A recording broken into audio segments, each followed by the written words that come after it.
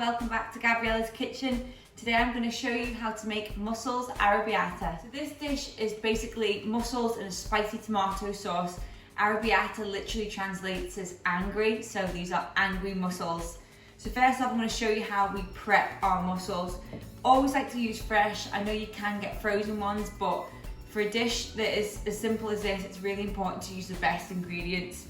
So when prepping a mussel, you want to always make sure that they're all closed. If they are open, then you need to discard them, they're dead, so do not eat them or try and cook with them. Second thing you need to look for is that they smell clean and fresh. They should smell like the ocean and have a pleasant smell rather than a disgusting smell. And then the third thing is we need to remove the beard, which is this little tug of seaweed here. So just wiggle it back and forth and it'll just slide out. So job number one, prep your mussels. Mussels ready. The ones that I'm not using, I've kept them in some clean water in the fridge.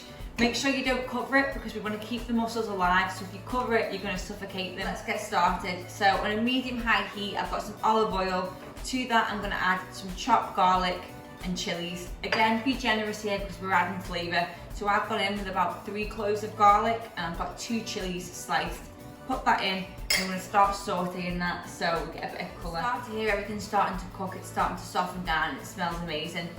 Once we've done this, we're going to be adding our mussels and some fresh cherry tomatoes. I'm also going to add some of my sugo. I'm sure most of you now that have been following me have all made this sauce by now. It's just a really basic tomato pasta sauce, but it's used in so many of my recipes. If you haven't got this, or you haven't had time to make this, then a little bit of fresh passata will be fine. So that's a smooth tomato sauce you get in the glass jars or even the cartons. So a little bit of that will work fine if you haven't got it. If you do, sugo's the one though. Garlic and chili is starting to fry off lovely. I don't want to get too much colour on this because we don't want to burn the garlic. When you burn garlic, it gives a bitter taste. So I'm going to go in now with my mussels straight into the pan. So now I'm adding my cherry tomatoes. I'm going to go in with some of my sugo, just a couple of spoons, we don't need too much of this. It's just going to help make our sauce. And the next part, we're going to add some white wine. If you don't want to use wine, you can just go with a bit of fish stock, veg stock. You do need some liquid to help steam these mussels so they open. So I'm going in with just about a small glass, 125 mils, straight in. And then get that heat nice and high. You want to really start reducing that wine. That up with some salt and fresh black pepper. And after 30 seconds on a high heat, when we start to see some bubbles, we're going to put a lid on it and let it steam for a couple of minutes. It's just come to the boil. I can see bubbles everywhere, which means I've reduced my wine off a little bit, so we're ready to put the lid on. If you haven't got a lid like I haven't got one that fits a pan, anything will do. If not, you can just use a big plate. Put that on. I'm going to leave that for a couple of minutes. The way we know when the mussels are ready is they'll all be open. The next really important rule of thumb is, guys, once we've cooked our mussels, if any stay closed, then you get rid of them. So they've had a couple of minutes. It smells amazing. I'm just checking through them all now and they're all fully opened.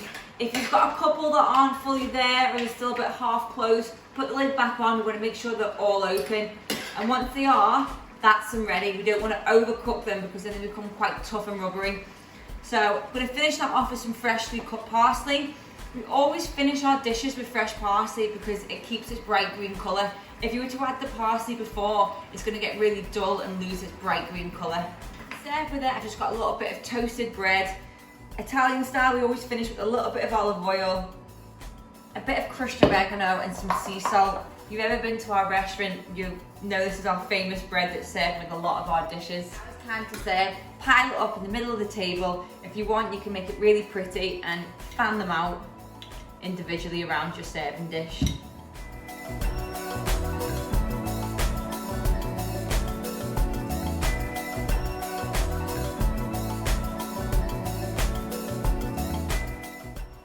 There it is, guys. Homemade mussels arrabbiata.